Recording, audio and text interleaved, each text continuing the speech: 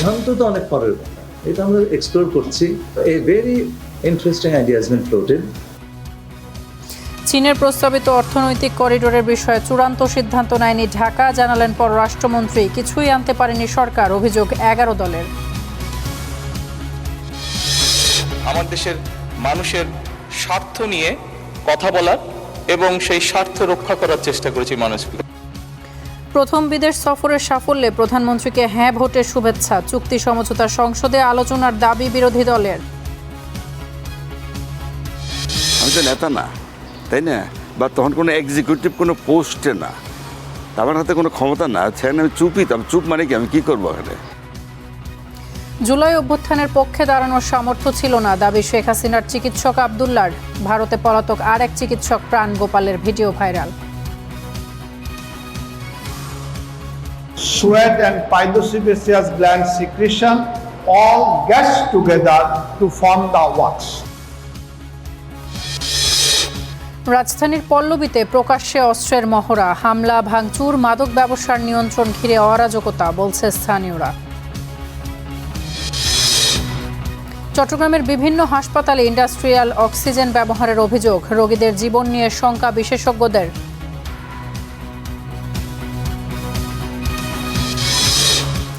ভেনেজুয়েলায় ভূমিকম্পে মৃতের সংখ্যা 1000 ছুঁই, নিখোঁজ 50,000-এরও বেশি। লুটপাট ঠেকাতে মাঠে নেমেছে সেনা।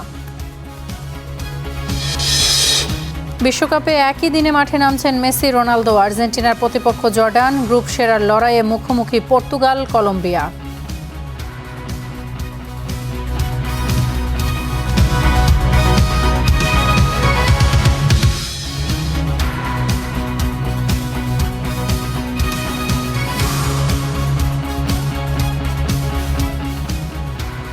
শুভেচ্ছা স্টার নিউজ প্রাইমের সঙ্গে তাসফিয়া তামান্না। এতক্ষণ শিরোনামগুলো শুনছিলেন, এবারে বিস্তারিত। প্রধানমন্ত্রীর সফরে ঢাকা বেইজিং সম্পর্ক অনন্য উচ্চতায় পৌঁছেছে বলে জানিয়েছেন পররাষ্ট্রমন্ত্রী। চীনের প্রস্তাবিত অর্থনৈতিক করিডোর নিয়ে চূড়ান্ত সিদ্ধান্ত না হলেও বিষয়টিকে ইতিবাচকভাবেই দেখছে ঢাকা। এছাড়া মালয়েশিয়ার সঙ্গে মুক্ত বাণিজ্য চুক্তি দ্রুত বাস্তবায়নে ফাস্ট ট্র্যাকে আনতে মতৈক্য হয়েছে বলেও জানানো হয়েছে সংবাদ সম্মেলনে। জাতীয় সংসদে এমন চিত্র প্রায় বিরল। প্রধানমন্ত্রীর প্রথম বিদেশ সফরের সাফল্যে সরকার বিরোধী দল একযোগে হ্যাঁ ভোটে জানালো অভিনন্দন। তবে এই সফর শেষে আলোচনার কেন্দ্রে চীনের প্রস্তাবিত মিয়ানমার করিডোর। বিগত সময়ে জাতিসংঘের মানবিক করিডোর প্রশ্নে নানা সমালোচনা থাকলেও সেটির সঙ্গে একে মেলাতে নারাজ সরকার। পররাষ্ট্রমন্ত্রী বলছেন, অর্থনৈতিক প্রবৃদ্ধির স্বার্থে চীনের প্রস্তাবকে ইতিবাচকভাবে নিলেও এখনও হয়নি চূড়ান্ত সিদ্ধান্ত। কোন মিয়ানমারের সঙ্গে তাদের একটা স্থলপথে যোগাযোগ আছে।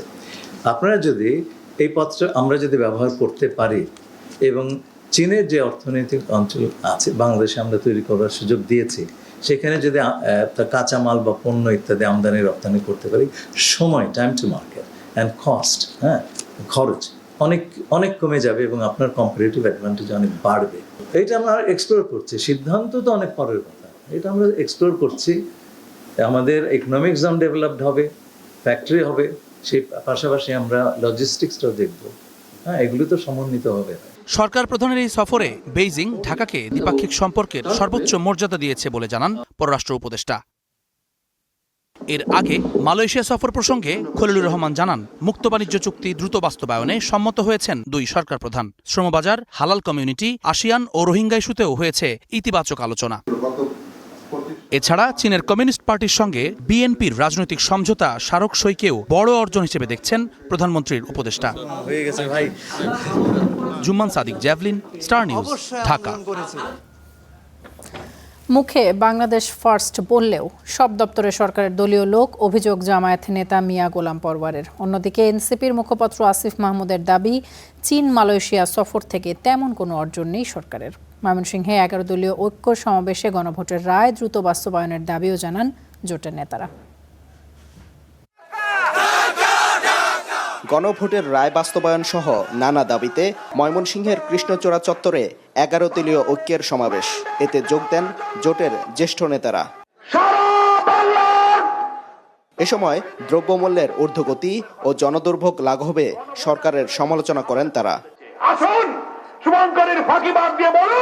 এ সময় জামায়াত নেতা মিয়া গোলাম পারওয়ার বলেন, ইলেকশন ইঞ্জিনিয়ারিংয়ের বিষয়ে জেনেও দেশের স্থিতিশীলতা রক্ষায় মুখ বুজেছিল তার দল। আর খেলাফত মজলিসের মামুনুল হকের আশা, গণভোটের রায় বাস্তবায়নে শুভ বুদ্ধির উদয় হবে বিএনপির।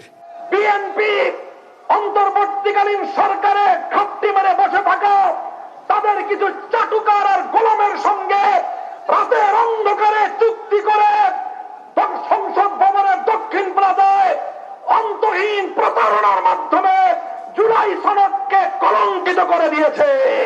নির্বাচনের পরে সংসদ হওয়ার আগেই দলীয়করণ করে আপনি সিটি কর্পোরেশন, জেলা পরিষদ সব দলীয় আপনি নিয়োগ করে দিলেন, ঠিক কিনা?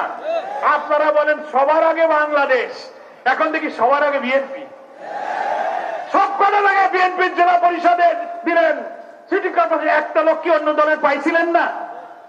এই জন্য আমি বলি এই স্লোগান বাদ দিয়ে বলেন সবার আগে বিএনপি।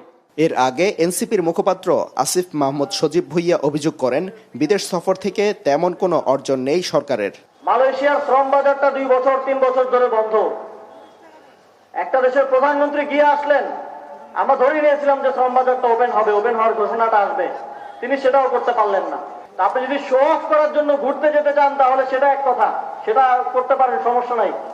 কিন্তু এই যে বড় বড় কথা বলে আমার দেশের জনগণের জন্য যে কিছু নিয়ে আসতে পারলেন না, এটাও আপনাদের পররাষ্ট্রনীতিতেও যে আপনাদের সরকার ব্যর্থতার পরিচয় দিচ্ছে সেটার প্রমাণ বাংলাদেশের জনগণ পেল। দ্রুততম সময়ে গণভোটের রায় বাস্তবায়ন করা না হলে বিএনপির জন্য 5 বছর দেশ চালানো কঠিন হয়ে পড়বে বলেও সতর্ক করেন জোট নেতারা। রায় বাস্তবায়ন আন্দোলনের সাদিকুর রহমান, স্টার নিউজ, ময়মনসিংহ।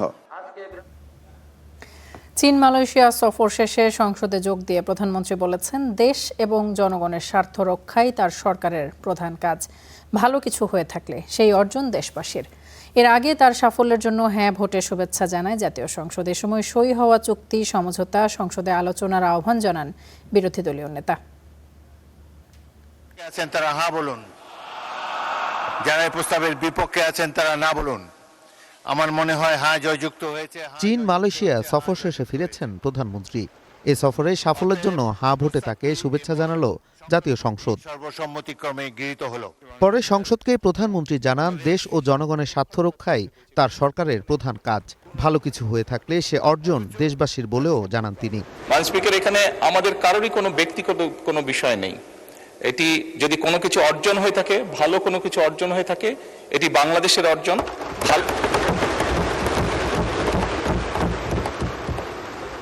এই সফরের মাধ্যমে যদি দেশের মানুষের কোনো অর্জন হয়ে থাকে, সেটি এই দেশের মানুষের অর্জন। মাননীয় স্পিকার, এর আগে স্পিকার বলেন, এই সফর দেশের পররাষ্ট্রনীতিতে নতুন দিগন্তের সূচনা করেছে। মালয়েশিয়া এবং চীন সফরটি পররাষ্ট্র নীতিতে এক নতুন দিগন্তের সূচনা করেছে। স্থানীয় সরকার মন্ত্রী জানান, প্রধানমন্ত্রীর সফরে রোহিঙ্গা সংকট সহ নানা সমস্যার সমাধানে চীনের সহযোগিতার আশ্বাস মিলেছে। আর মালয়েশিয়ার শ্রমবাজার খোলার প্রশ্নে অগ্রগতির কথা তুলে ধরেন অর্থমন্ত্রী। মালয়েশিয়াতে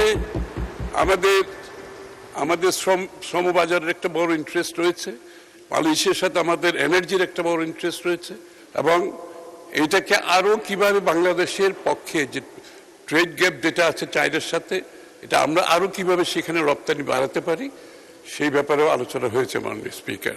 আমাদের যে সমস্যাগুলো রয়েছে বিভিন্নভাবে সেই সব সমস্যাগুলোর সঙ্গে তারা সমস্যার সমাধানের চেষ্টা করবেন। এমনকি রোহিঙ্গা সমস্যার ব্যাপারেও সমাধানের ইঙ্গিত তারা দিয়েছেন এবং সেই ব্যাপারে তারা উদ্যোগ গ্রহণ করবেন বলেও জানিয়েছেন। প্রধানমন্ত্রীর সফরে সই হওয়া চুক্তি সমঝোতা সংসদে উপস্থাপন করে আলোচনার আহ্বান জানান বিরোধী দলীয় নেতা। যেহেতু আমরা সংসদীয় গণতন্ত্রের রাজনীতিতে আছি, খুবই ভালো হয় স্বচ্ছতা এবং জবাবদিহিতার স্বার্থে, জনগণের স্বার্থে বিদেশের সাথে যতগুলা মৌলিক চুক্তি সম্পাদিত হবে সেগুলাই সংসদে নিয়ে আসা। তিনি আরো জানান, স্বাধীন পররাষ্ট্রনীতির প্রশ্নে সরকারের পাশেই থাকবে বিরোধী দল। আমরা কাউকে ক্ষতিগ্রস্ত করতে চাই না, কিন্তু আমরাও ক্ষতিগ্রস্ত হতে চাই না। Nazmul Hasan, star news, Dhaka. জুলাই অভ্যুত্থানে ফ্যাসিবাদের বিরুদ্ধে দাঁড়ানোর সামর্থ্য ছিল না বলে দাবি করেছেন শেখ হাসিনার ব্যক্তিগত চিকিৎসক অধ্যাপক ডাক্তার ABM আব্দুল্লাহ। বলেন, তিনি একজন অরাজনৈতিক ব্যক্তি। জানান, জুলাইতে হাজারো ছাত্র জনতাকে হত্যা করা হলেও বিষয়টি নিয়ে তেমন কোনো ভাবান্তর ছিল না শেখ হাসিনার। জিশান আহমেদের রিপোর্ট।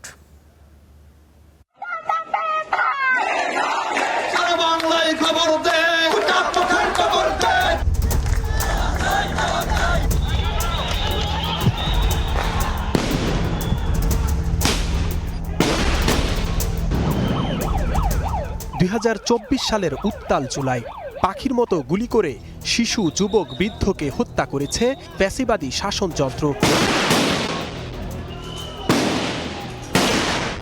সেই ফ্যাসিবাদী শাসনের মূল কর্তা শেখ হাসিনার চিকিৎসক ছিলেন ডাক্তার ABM আব্দুল্লাহ। বিশ্ব বিবেক যখন কাঁপছিল তখন কি কেঁদেছিলেন স্বনামধন্য এই চিকিৎসক? এমন প্রশ্নের উত্তরে নিজেকে অসহায় দাবি করেন ডাক্তার ABM আব্দুল্লাহ। বলেন তখন কিছু করার মতো সামর্থ্য ছিল না তার। চুপসি বললে তো আমি কি করব? আমি তো নেতা না, তাই না? বা তখন কোনো এক্সিকিউটিভ কোনো পোস্টে না, আমার হাতে কোনো ক্ষমতা না, সেখানে আমি চুপই। আমি চুপ মানে কি, আমি কী করবো এখানে? তখন তো আমার ব্যক্তিগতভাবে করার কিছু ছিল না, আমার করার কিছু নাইও, করার দরকার হতো না। আমি কি করবো এখানে? আমার কাজই তো রুগী দেখা। মানুষ কাঁপচাচ্ছে, চিল্লাচিল্লি করছে, আপনার কি, আপনার বাইরে যদি হয় আপনার কেমন লাগবে? আমি যেই হই মানুষ, তো সুতরাং মানুষের মন তো আমার রয়ে গেছে, মানুষের কষ্ট দেখলে তো কষ্ট লাগবেই। আকাশ থেকে হেলিকপ্টারে গুলি করে ঘরের শিশুকে মেরে ফেলেছিল শেখ হাসিনার আজ্ঞাবহরা। গুলি চলেছিল জানাজার নামাজেও। সে সময় মানসিকভাবে দৃঢ় ও শক্ত ছিলেন শেখ হাসিনা। তার মধ্যে কোনো ধরনের ভাবান্তর দেখেননি ডাক্তার ABM আব্দুল্লাহ।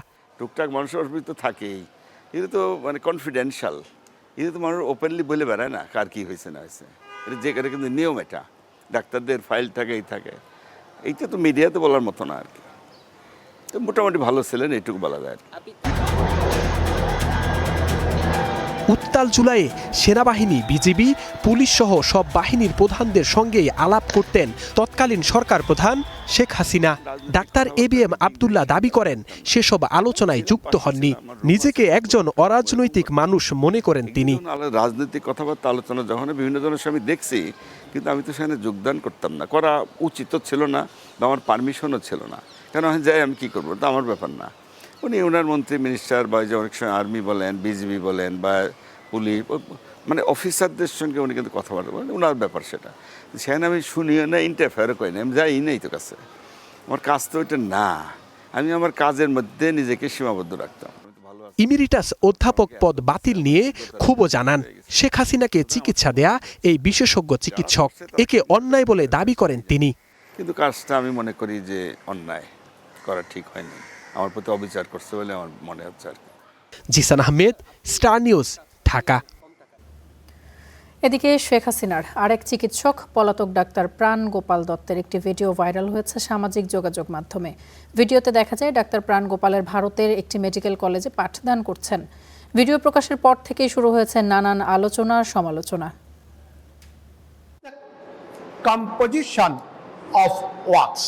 দীর্ঘ আড়ালে থাকার পর এবার ভারতের একটি মেডিকেল কলেজের শ্রেণীকক্ষে দেখা গেল আওয়ামী লীগ সরকারের সাবেক সংসদ সদস্য অধ্যাপক ডাক্তার প্রাণ গোপাল দত্তকে। তার পাঠদানরত একটি ইউটিউব ভিডিওকে ঘিরে নতুন করে শুরু হয়েছে আলোচনা সমালোচনা। ত্রিপুরার শান্তিনিকেতন মেডিকেল কলেজের ইউটিউব চ্যানেলে প্রকাশিত একাধিক ভিডিওতে দেখা যায় শিক্ষার্থীদের ক্লাস নিচ্ছেন ডাক্তার প্রাণ গোপাল দত্ত।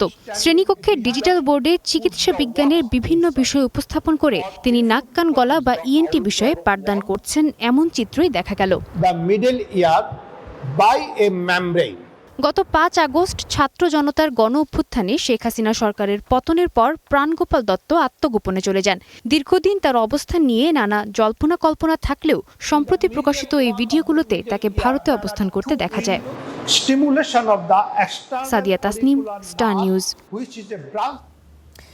মিরপুরের পল্লবীতে আবারও বেপরোয়া কিশোর গ্যাং। দেশীয় অস্ত্র নিয়ে চলছে প্রকাশ্যে মহড়া। তাদের অতর্কিত হামলা ভাঙচুরে আতঙ্কে রয়েছেন স্থানীয়রা। সম্প্রতি প্রস্তাবিত হাসপাতাল থেকে চাঁদা না পেয়ে কুপিয়ে জখম করা হয়েছে প্রহরীকে। হয়েছে মামলাও। আরও বিস্তারিত সাবির আহমেদের প্রতিবেদনে। শুক্রবার রাত 10:30টা 20 থেকে 25 জনের একটি সংঘবদ্ধ দলের অস্ত্রের মহড়া রাজধানীর পল্লবীর এভিনিউ 5 এলাকায়। শুধু পল্লবী নয়, নিমতলার জোড়াখাম্বা এলাকা থেকে তালুকদার বেকারি ও আশপাশের 1 কিলোমিটার সড়ক ধরে চলে তাদের তাণ্ডব। আবাসিক বাড়িতেও চালানো হয় হামলা।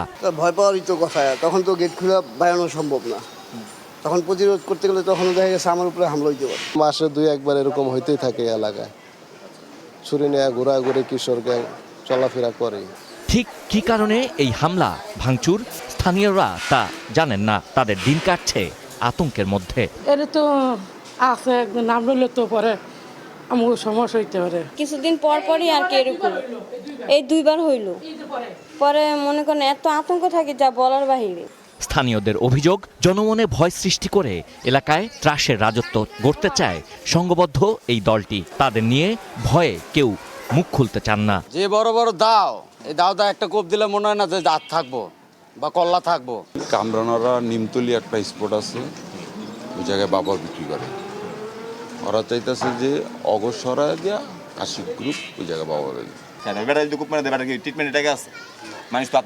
গেল 26 এপ্রিল প্রস্তাবিত একটি হাসপাতালে চাঁদা না পেয়ে নিরাপত্তা কর্মীকে কুপিয়ে আহত করার ঘটনায় মামলাও হয়েছে এই চক্রটির বিরুদ্ধে। প্রাথমিক পর্যায়ে জোড়া লাগছে হচ্ছে কিন্তু ভিতরের আমার হাড্ডিতে 2টা ভাঙা আছে। হ্যাঁ, ওরা হয়তো বা কয়েক সেকেন্ডের কাজ করছে, কিন্তু আমাকে তো বছর পর বছরে টানতে হবে এরকম মনে হচ্ছে আর কি। এখন অনুসন্ধান বলছে এই দলটির প্রধানের নাম আশিক, তালিকাভুক্ত সন্ত্রাসী, মিরপুরের 4 স্টার গ্রুপের সদস্য মুক্তারের অনুসারী এই আশিক। এগুলো সব কিশোর, আপনার 14-15 বছর বয়সের কিশোরেরা।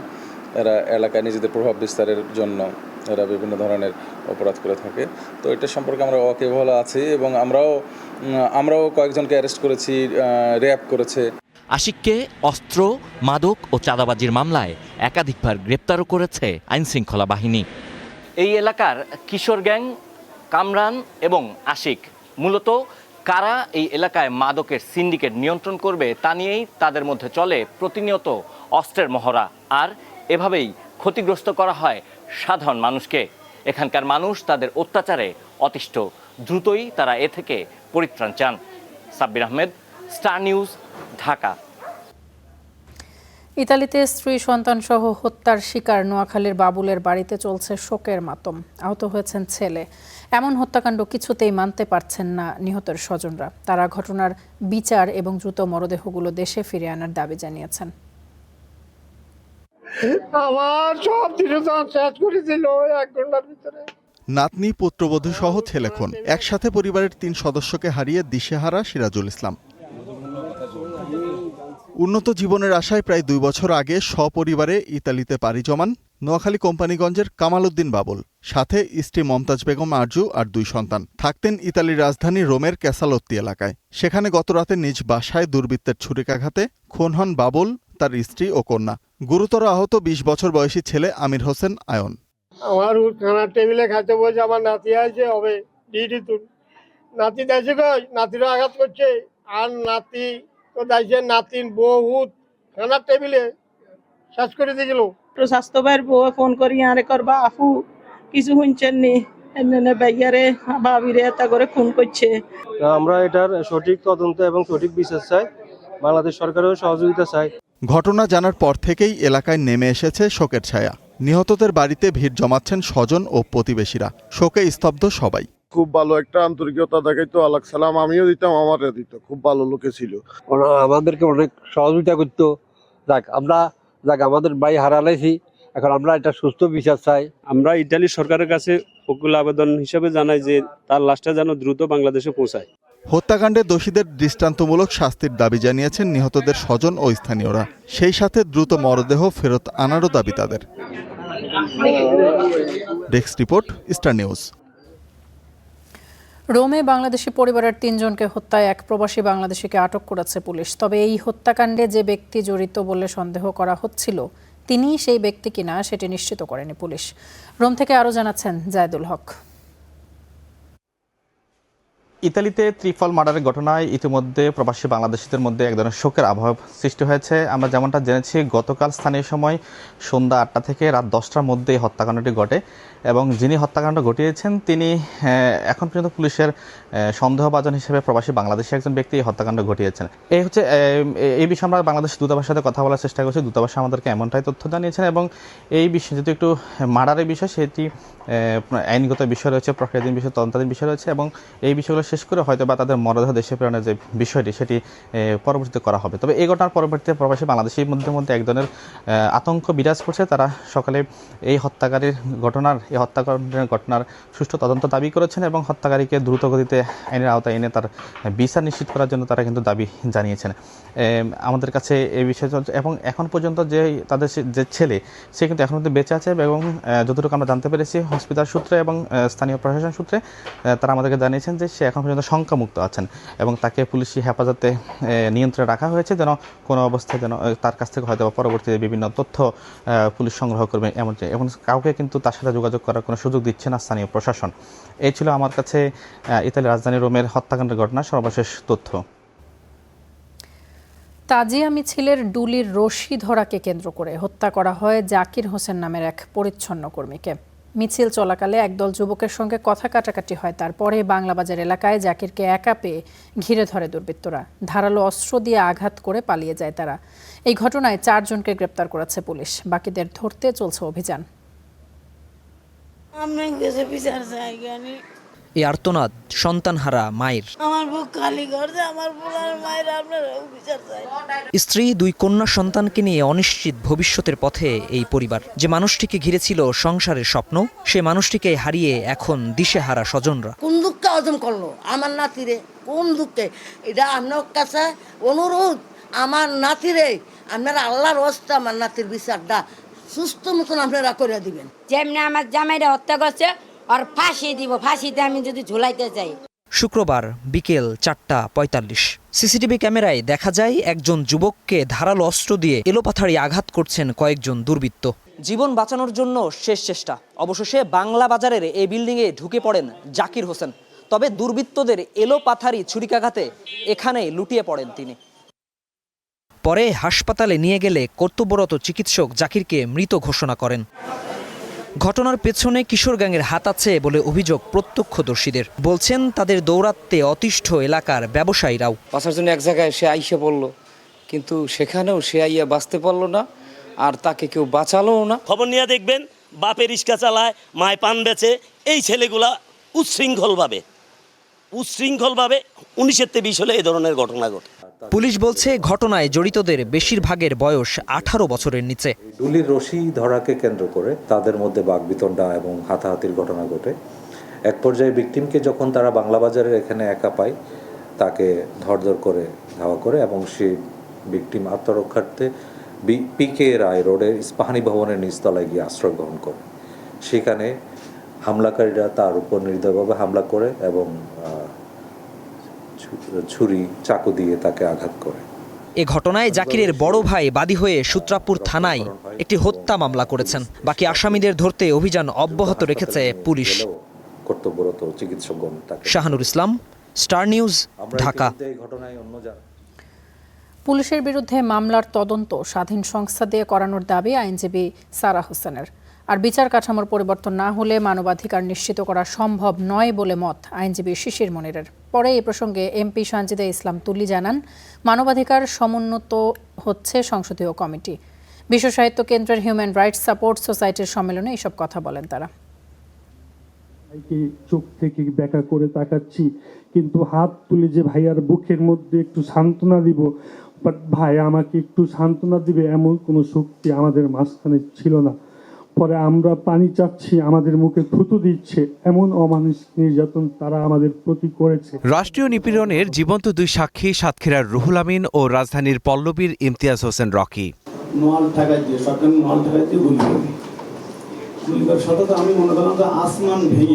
গুম হত্যার হাত থেকে কিভাবে ফিরেছেন দিলেন সে বর্ণনা। একদিকে জানাজা গেছে কবরস্থানে, আর একদিকে আমি গিয়েছি হাসপাতালে।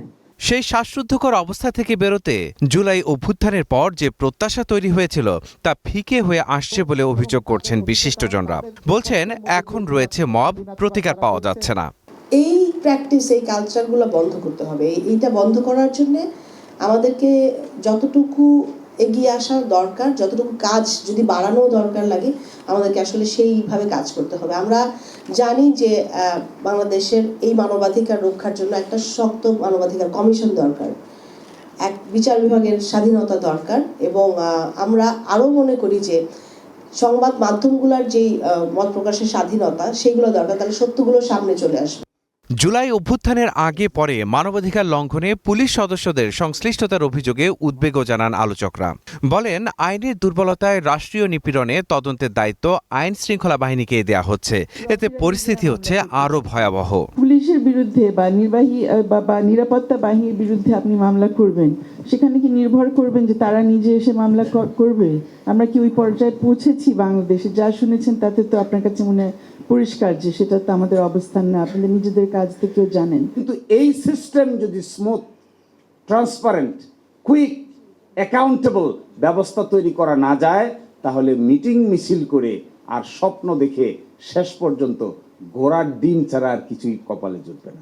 বিগত সময়ে আইন শৃঙ্খলা বহির্ভূত সব কর্মকাণ্ডের তদন্ত দাবি করে জড়িতদের বিচারের মুখোমুখি করতে সরকারের প্রতি আহ্বানও জানান বক্তারা। মাহাদি হাসান, স্টার নিউজ, ঢাকা।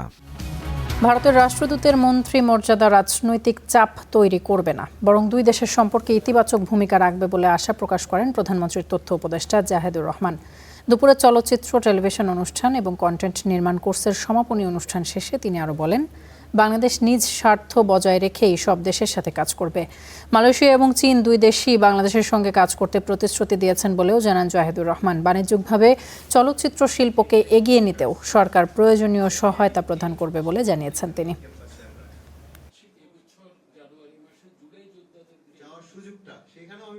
ভারতের সরকার বাংলাদেশের সাথে আন্তরিকভাবে এনগেজ করতে চায়। ভারত সরকার কিন্তু আগেই বলেছিল, বিশেষ করে অন্তর্বর্তীকালীন সরকারের সময়ে, যে তারা নির্বাচিত সরকারের সাথে তাদের সম্পর্কে যে কিছুটা টানাপোড়েন ওই সময় ছিল সেটা তারা কাটিয়ে আগের মতো পূর্ণ এনগেজমেন্টে যেতে চান।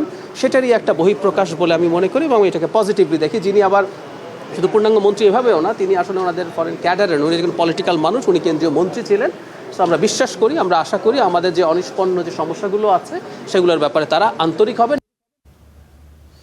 ঢাকার তুরাগ নদীতে কার্যক্রম নিষিদ্ধ আওয়ামী লীগ এবং ছাত্রলীগের 7 নেতাকর্মীর মরদেহ ভাসছে শিরোনামে সামাজিক যোগাযোগ মাধ্যমে প্রচারিত খবর সম্পূর্ণ ভিত্তিহীন এবং মিথ্যা বলে জানিয়েছেন পুলিশ সদর দপ্তর। শনিবার এক সংবাদ বিজ্ঞপ্তিতে পুলিশ সদর দপ্তর জানায়, এই ধরনের কোনো ঘটনার তথ্য বা অভিযোগ আইন শৃঙ্খলা বাহিনীর কাছে আসেনি। এ ধরনের গুজবে বিভ্রান্ত না হওয়ার জন্য দেশবাসীর প্রতি আহ্বান জানায় পুলিশ। পুলিশ জানিয়েছে, যারা সামাজিক যোগাযোগ মাধ্যমে এই ধরনের অপপ্রচার চালাচ্ছে বা গুজব ছড়াচ্ছে তাদের শনাক্ত করে আইনগত ব্যবস্থা গ্রহণে সংশ্লিষ্ট ইউনিটগুলো তৎপর রয়েছে। এই ধরনের অপপ্রচারে জড়িত থাকার প্রমাণ পাওয়া গেলে সংশ্লিষ্টদের বিরুদ্ধে প্রচলিত আইনে কঠোর ব্যবস্থা নেওয়া হবে বলেও বিবৃতিতে উল্লেখ করা হয়।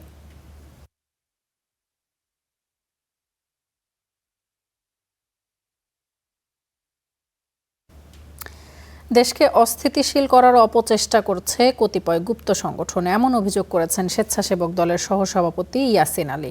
দুপুরে রাজধানীর পল্টনে আয়োজিত এক অনুষ্ঠানে তিনি এই অভিযোগ করেন। বলেন, এই বিষয়ে বিএনপি এবং সচেতন নাগরিকদের সজাগ এবং ঐক্যবদ্ধ থাকতে হবে। বিদেশে অনেকের প্রভু থাকলেও প্রধানমন্ত্রীর রয়েছে শুধুমাত্র বন্ধু। দেশের স্বার্থকে প্রাধান্য দিয়ে সেই বন্ধুদের সঙ্গে দ্বিপাক্ষিক সম্পর্ক জোরদার করেছেন। এর আগে প্রধানমন্ত্রীর প্রথম বিদেশ সফরকে অভিনন্দন জানান কেন্দ্রীয় স্বেচ্ছাসেবক দলের নেতাকর্মীরা। একটি মানবিক পরিবর্তনশীল বাংলাদেশ প্রতিষ্ঠায় বিএনপি সরকার কাজ করছে বলেও দাবি করেন বক্তারা। কতিপয় গুপ্ত সংগঠন বাংলাদেশকে অস্থিতিশীল করতে চান। বলতে চাই, জনগণের প্রত্যক্ষ ভোটে তারেক রহমান প্রধানমন্ত্রী, বাড়াবাড়ি করবেন না। ছাত্র জনতার গণ-অভ্যুত্থানের মাধ্যমে নতুন সূর্য পেয়েছি, সেই সূর্য রক্ষা করার জন্য বাংলাদেশের আপামর জনগণ আবার রাজপথে। আসন সংখ্যা বাড়ায় রাজধানীর পূর্বাচলে হবে বুয়েটের বর্ধিত ক্যাম্পাস, এমনটাই জানিয়েছেন শিক্ষামন্ত্রী ডক্টর আ.ন.ম এহসানুল হক মিলন। এছাড়া শহীদ আবরার ফাহাদ নামে নতুন হল করার পরিকল্পনার কথাও জানিয়েছেন তিনি। শনিবার বিকেলে বাংলাদেশ প্রকৌশল ও প্রযুক্তি বিশ্ববিদ্যালয়ে নবীনবরণ অনুষ্ঠানে শিক্ষার্থীদের উদ্ভাবনে মনোযোগী হওয়ার আহ্বান জানিয়েছেন শিক্ষামন্ত্রী। বলেছেন, দেশের যে কৃষক, শ্রমিক, আপামর জনতার টাকায় শিক্ষার্থীরা পড়াশোনা করছে, সেই অর্থের মর্যাদা এবং মূল্য তাদের অবশ্যই দিতে হবে। এছাড়া বিশ্ববিদ্যালয়গুলোতে সেশন জট নিরসনের ব্যাপারেও কার্যকর ব্যবস্থা গ্রহণের তাগিদ দিয়েছেন তিনি। তাদের জন্য আমরা করতে পারি 80% থেকে জাম্প টু 2%। কিভাবে ঘুরে দাঁড়াবা সেটা কিন্তু তোমাদের নিজেদেরই ঠিক করতে হবে। আমরা যদি বুয়েটকে আরো আমরা ডিপার্টমেন্ট লেসে স্কুল অফ ইঞ্জিনিয়ারিং যেটাই হোক সাবজেক্ট, ইলেকট্রনিক্স হোক, মেকানিক্যাল হোক, সিভিল হোক, এই স্কুলগুলোকে আমরা যদি আসন সংখ্যা বাড়িয়ে দিতে পারি তাহলে নিশ্চয়ই আমরা আমাদের এই এক্সপেন্ডিচারগুলোকে আমরা একটু ব্যালেন্স করতে পারবো। পূর্বাঞ্চলের একটা জায়গা দেওয়া হয়েছিল, উনি বললেন যে একটা পেমেন্ট করেছি আর পেমেন্ট করতে পারছি না, আমরা সরকার থেকে আপনার পেমেন্ট করে দেবো এবং অ্যাট দ্য সেম টাইম আমরা সেখানে আপনাদের বুয়েটকে এক্সটেন্ড করবো, because it's a very renowned university in the world wide. যে অক্সিজেন মানুষের জীবন বাঁচায়, সেই অক্সিজেনকে ঘিরেই এবারে কারসাজির অভিযোগ চট্টগ্রামে। জীবন রক্ষাকারী মেডিকেল অক্সিজেনের নামে হাসপাতালে ব্যবহার হচ্ছে ইন্ডাস্ট্রিয়াল অক্সিজেন, যাতে রোগীর জীবন হুমকির মুখে পড়তে পারে বলে শঙ্কা জনস্বাস্থ্যবিদদের।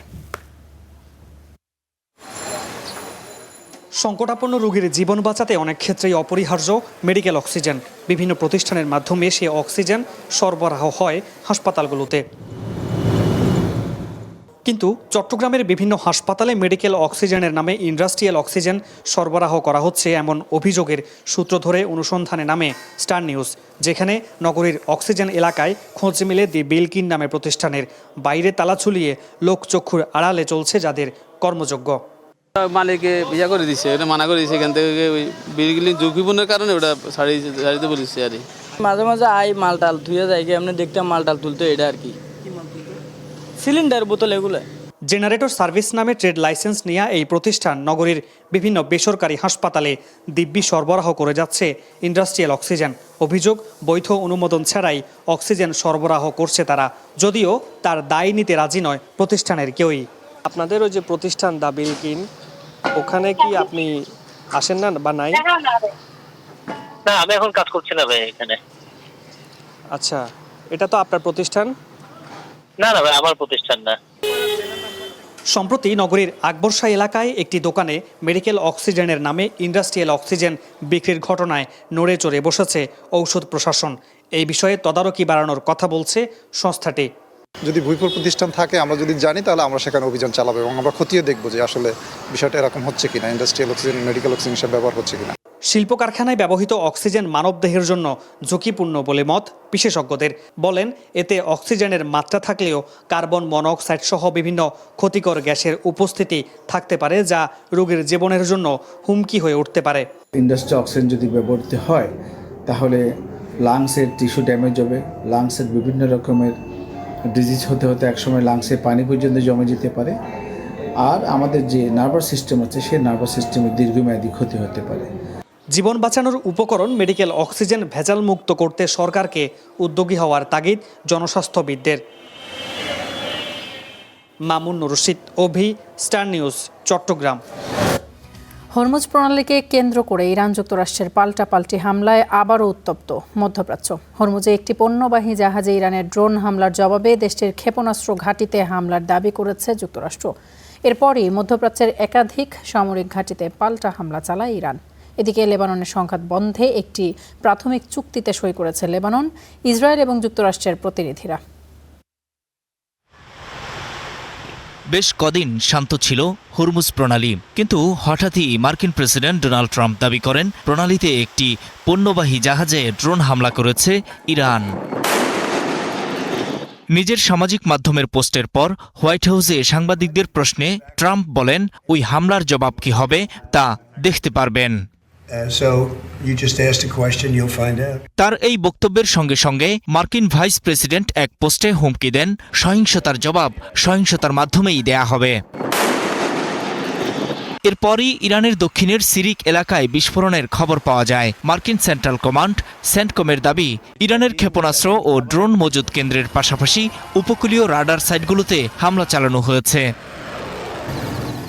এ ঘটনায় ইরানের বিপ্লবী গার্ড বাহিনী IRGC বলছে, ট্রাম্প প্রশাসনের সর্বশেষ হামলার প্রতিশোধ হিসেবে তারা ওই অঞ্চলের সেই সব স্থানে হামলা চালিয়েছে যেখানে মার্কিন বাহিনী মোতায়েন রয়েছে। IRGCর দাবি, যুক্তরাষ্ট্রের এই হামলা মার্কিন প্রতিশ্রুতির সুস্পষ্ট লঙ্ঘন।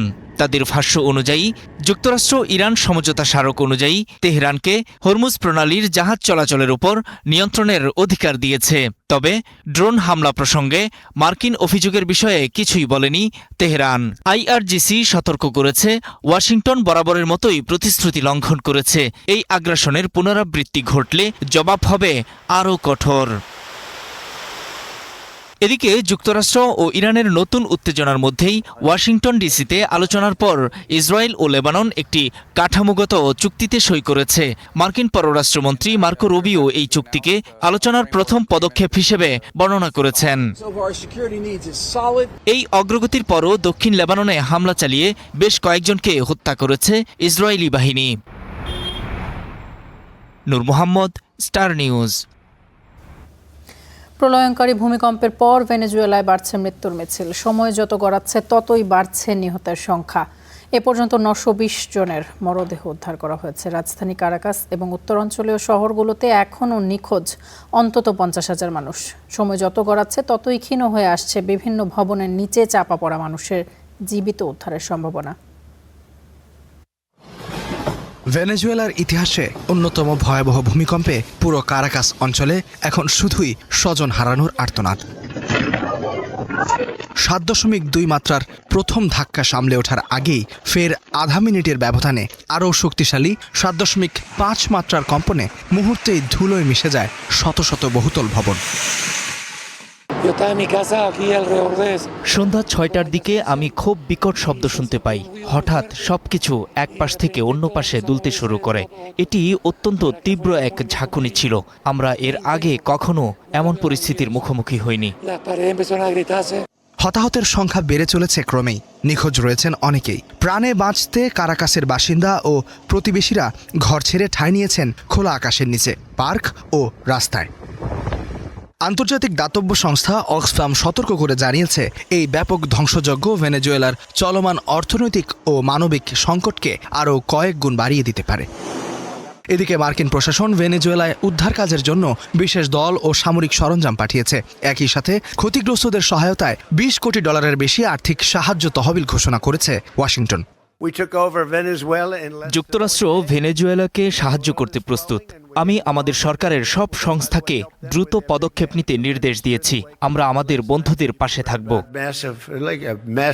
শুধু যুক্তরাষ্ট্রে নয়, শোক জানিয়েছেন বিভিন্ন রাষ্ট্রপ্রধান। এরই মধ্যে ভেনেজুয়েলার পাশে দাঁড়িয়েছে জাতিসংঘ। যুক্তরাজ্য, কাতার, ব্রাজিল, মেক্সিকো, চিলি, চীন ও রাশিয়া সহ বিশ্বের বহু দেশ ইতিমধ্যেই জরুরি অর্থ ও উদ্ধার কাজে লজিস্টিক সহায়তা দেওয়ার ঘোষণা দিয়েছে। ইস্তিহাদুল মাহমুদ, স্টার নিউজ। এবারে ফুটবল বিশ্বকাপ 2026-এর সংবাদ।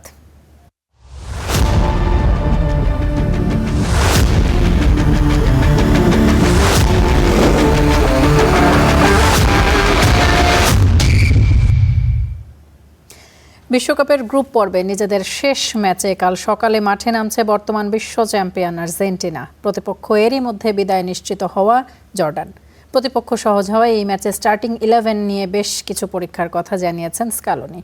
নিশ্চিত করেছেন শুরুর একাদশে থাকছেন না দলের প্রাণভোমরা লিওনেল মেসি। প্রস্তুত ডালাসের এটিএনটি স্টেডিয়াম। সবুজ গালিচায় পা রাখতে যাচ্ছে বর্তমান বিশ্ব চ্যাম্পিয়ন আর্জেন্টিনা। প্রতিপক্ষ ইতোমধ্যেই বিদায় নিশ্চিত হওয়া জর্ডান। আপাত দৃষ্টিতে একতরফা মনে হলেও ম্যাচটিকে ঘিরে ফুটবল প্রেমীদের মাঝে উত্তেজনার কমতি নেই। আরেকটি মহাকাব্যিক রাত, আরেকটি অতিমানবীয় মেসি ম্যাজিক। অস্ট্রিয়ার বিপক্ষে 2-0 গোলের জয়ে জোড়া গোল করে আর্জেন্টিনাকে শেষ 32-এ তোলার পাশাপাশি গ্রুপ সেরাও করেছেন অধিনায়ক লিওনেল মেসি। পেনাল্টি মিসের ধাক্কা সামলে যেভাবে তিনি ঘুরে দাঁড়িয়েছেন তা কেবল তার পক্ষেই সম্ভব। বুধবার 39 বছরে পা রাখা এই ফুটবল জাদুকর টানা 6টি বিশ্বকাপ ম্যাচে গোল করার অনন্য এক কীর্তিও গড়েছেন। লিওনেল স্কালোনির অধীনে লা আলবিসেলেস্তেরা এখন অপ্রতিরোধ্য। সব প্রতিযোগিতা মিলিয়ে টানা 9 ম্যাচের জয়রথ এবং এর মধ্যে 8টিতেই কোনো গোল হজম না করা প্রমাণ করে তাদের রক্ষণ এখন কতটা নিরেট। 1962 সালে ব্রাজিলের পর প্রথম দল হিসেবে ব্যাক টু ব্যাক বিশ্বকাপ জয়ের লক্ষ্যে ছুটছে তারা। এই শিরোপা জিতলে জার্মানিকে ছুঁয়ে ফেলবে আর্জেন্টিনা এবং ব্রাজিলের 5 শিরোপার রেকর্ড থেকে থাকবে মাত্র 1 ধাপ দূরে। বিশ্বকাপে নিজের গোল সংখ্যা আরও বাড়িয়ে নেওয়ার সুযোগ থাকলেও জর্ডানের বিপক্ষে শুরুর একাদশে থাকছেন না মেসি, নিশ্চিত করেছেন কোচ স্কালোনি। লিও বেঞ্চে থেকে ম্যাচটা শুরু করবে, তার বিশ্রামটা নিশ্চিত। তবে আমি শুরুর একাদশটা আপাতত নিজের মাঝে রাখতে চাই। যারা সুযোগ পাবে আশা করি তারা নিজেদের প্রমাণ করবে। স্কালোনির কথায় স্পষ্ট বেশ কিছু পরিবর্তন আসতে যাচ্ছে একাদশে। মেসির জায়গায় স্টার্টিং 11-এ আসতে পারেন নিকো পাজ, জায়গা বদলে তাকে পরখ করতে চান কোচ। ডান দিকে সিমিওনে ও বাম দিকে মাঠে নামতে পারেন নিকো গুনজালেস। বিশ্রাম দেয়া হতে পারে ডিপল ও ম্যাকালিস্টারকেও, সেক্ষেত্রে মাঠে দেখা যেতে পারে লো সেলসো ও পেরেদেসকে। লিসান্দ্রোর জায়গায় আসতে পারেন সেনিসি। অন্যদিকে বিশ্বকাপে প্রথমবারের মতো খেলতে আসা জর্ডানের যাত্রাটা মোটেও সুখকর হয়নি। অস্ট্রিয়ার কাছে 3-1 এবং আলজেরিয়ার কাছে 2-1 গোলে হেরে টুর্নামেন্ট থেকে তাদের বিদায় নিশ্চিত হয়ে গেছে। তবে দ্য চিলাভার্স ওয়ান্স খ্যাত দলটি চায় বিদায়ের আগে বিশ্বমঞ্চে জর্ডান ফুটবলের একটা ইতিবাচক ছাপ রেখে যেতে। তৌহিদুল ইসলাম, স্টার প্লে। রাতে গ্রুপ চ্যাম্পিয়ন হওয়ার লড়াইয়ে কলম্বিয়ার বিপক্ষে মাঠে নামবে পর্তুগাল। 6 পয়েন্ট নিয়ে এই গ্রুপের শীর্ষে রয়েছে কলম্বিয়া। রানার্স আপ হয়ে 32-তে গেলে ইংল্যান্ড বা ক্রোয়েশিয়ার মতো শক্তিশালী দলের মুখোমুখি হতে পারে পর্তুগাল। ম্যাচ শুরু হবে বাংলাদেশ সময় ভোর 5:30টায়। 7.2 ও 7.5 মাত্রার ভূমিকম্পে লণ্ডভণ্ড অবস্থা ভেনেজুয়েলার। 920 জনের বেশি নিহত, 3,360 জনের বেশি আহত, আর হাজার হাজার মানুষ নিখোঁজ। সেই ভেনেজুয়েলার মানুষদের স্মরণ করে অনুশীলনের আগে 1 মিনিটের নীরবতা পালন করেছে ক্রিস্টিয়ানো রোনালদোর পর্তুগাল। এরপরে গ্রুপ পর্বের শেষ ম্যাচ সামনে রেখে অনুশীলনে নামে পর্তুগাল। সবশেষ ম্যাচে জোড়া গোল করে বেশ ভালো ফর্মে আছেন ক্রিস্টিয়ানো। কোচের সাথেও করেন লম্বা আলাপ। আছে গ্রুপ চ্যাম্পিয়ন হওয়ার সুযোগ। তা না হলে 32-তে ইংল্যান্ড বা ক্রোয়েশিয়ার বিপক্ষে খেলতে হতে পারে পর্তুগালকে। আমাদের পুরো মনোযোগ এখন গ্রুপ পর্বের 3টি ম্যাচেই। নকআউটে কাকে পাবো সেটা নিয়ে আমরা ভাবছি না। আগে গ্রুপ থেকে উঠতে হবে। আমরা সেই লক্ষ্য অর্জনের খুব কাছাকাছি। প্রতিটি ম্যাচ জিততেই মাঠে নামি, কারণ আমাদের সেই সামর্থ্য আছে। আজও জয়ের জন্য খেলবো, এরপর সময় হলে সম্ভাব্য প্রতিপক্ষ নিয়ে ভাববো। আর্জেন্টিনায় মেসিকে যেভাবে মূল্যায়ন করা হয়, গুঞ্জন আছে পর্তুগালে সেভাবে সমাদৃত হন রোনালদো। সেটি উড়িয়ে দিয়েছেন উইঙ্গার ফ্রান্সিসকো ট্রিঙ্কাও। তাদের সবচেয়ে বড় মিল হলো নেতৃত্ব আর সবসময় জেতার ক্ষুধা। তারা সবসময় সেরা হতে চায়। এ কারণেই প্রায় 20 বছর ধরে সর্বোচ্চ পর্যায়ে টিকে আছে। ক্রিস্টিয়ানোর এত কাছ থেকে প্রতিদিন দেখা আমার জন্য দারুণ অভিজ্ঞতা। নিজের যত্ন নেওয়া, পর্তুগালের জয়ের জন্য তার নিবেদন, এসবই অসাধারণ। কলম্বিয়া ইতিমধ্যে 2 ম্যাচে 6 পয়েন্ট নিয়ে নকআউট নিশ্চিত করেছে। পর্তুগালের সংগ্রহ 4 পয়েন্ট। ড্র করলেও প্রায় নিশ্চিতভাবেই তারা শেষ 32-এ উঠবে। তবে গ্রুপে দ্বিতীয় হলে নকআউটে ইংল্যান্ড বা ক্রোয়েশিয়ার মতো কঠিন প্রতিপক্ষের মুখোমুখি হওয়ার সম্ভাবনা আছে পর্তুগালের। Mamunur Rashid, star play. আর এই ছিল স্টার নিউজ প্রাইমে। এতক্ষণ সাথে থাকার জন্য ধন্যবাদ সবাইকে।